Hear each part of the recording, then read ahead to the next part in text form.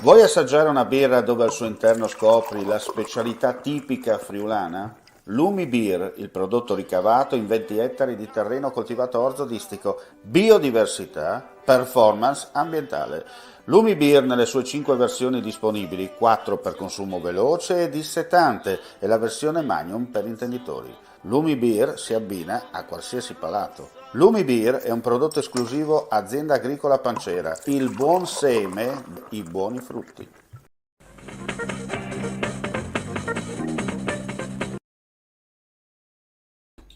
Cordiale saluto gentili amici, ben ritrovati a questo appuntamento live su friulitv.net.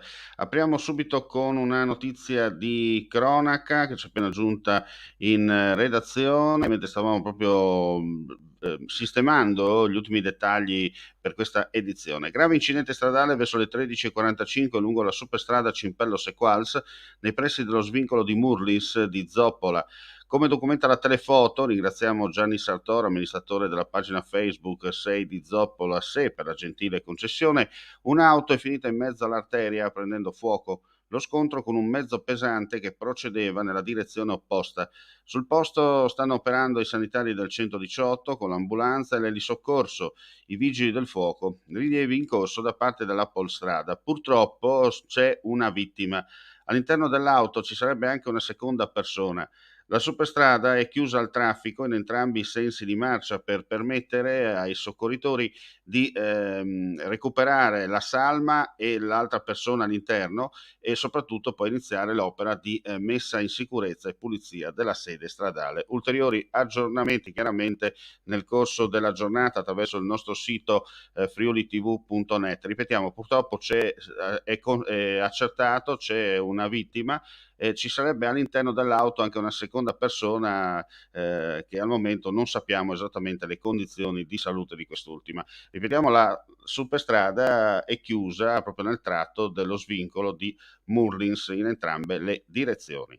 E adesso torniamo in studio, parliamo di microchirurgia, congresso nazionale quest'oggi, tra i presenti anche il presidente della regione Friuli Venezia Giulia, Massimiliano Fedriga. Le sue parole.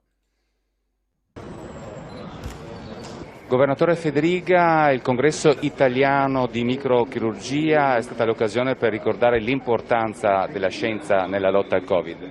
Sì, ho voluto portare anche ringraziamenti dell'amministrazione regionale, della politica, a una scienza che ha messo a disposizione in pochi mesi un vaccino che ci ha permesso di tutelare la salute delle persone e di tutelare l'economia di questo Paese. Su questo noi con questa razionalità e verità dobbiamo andare avanti raccontandolo ai cittadini, perché è una strada non ipotetica, ma una strada obbligata che abbiamo per portare il Paese e la nostra gente fuori dalla pandemia. Torniamo in studio, adesso parliamo di edilizia pubblica, lo vedete già inquadrato. La Giunta regionale ha provveduto all'approvazione preliminare del piano annuale 2021 di attuazione del programma regionale delle politiche abitative. Un provvedimento, come specifica l'assessore regionale di infrastrutture Graziano Pizzimenti, che assegna priorità alle azioni che rappresentano una più rapida soddisfazione rispetto al disagio sociale già emerso e rimanda invece agli esercizi successivi gli investimenti per iniziative che presuppongano l'avvio di nuovi cantieri, ovvero le opere non ritenute essenziali. Tutto questo in considerazione del particolare periodo che la nostra società sta attraversando e che investe anche il mondo dell'economia e dell'edilizia. Sono ancora alcune decine i manifestanti presenti in Piazza Unità a Trieste. Le masserizie accumulate in questi giorni di proteste, depositate a ridosso del Palazzo della Regione, sono state rimosse con 2 furgoni e l'area è stata ripulita dalla ditta incaricata con idropulitrici. I manifestanti sono riuniti in gruppo al centro della piazza, alcuni giocano a pallavolo o a calcio. Questa mattina era iniziata la smobilitazione delle masserizie dei manifestanti. Con loro avevano sedie da campeggio, un divano, carrelli della spesa e generi alimentari. Dalla questura era giunto l'invito a liberare la piazza. Molti partecipanti alle proteste hanno trascorso la notte altrove.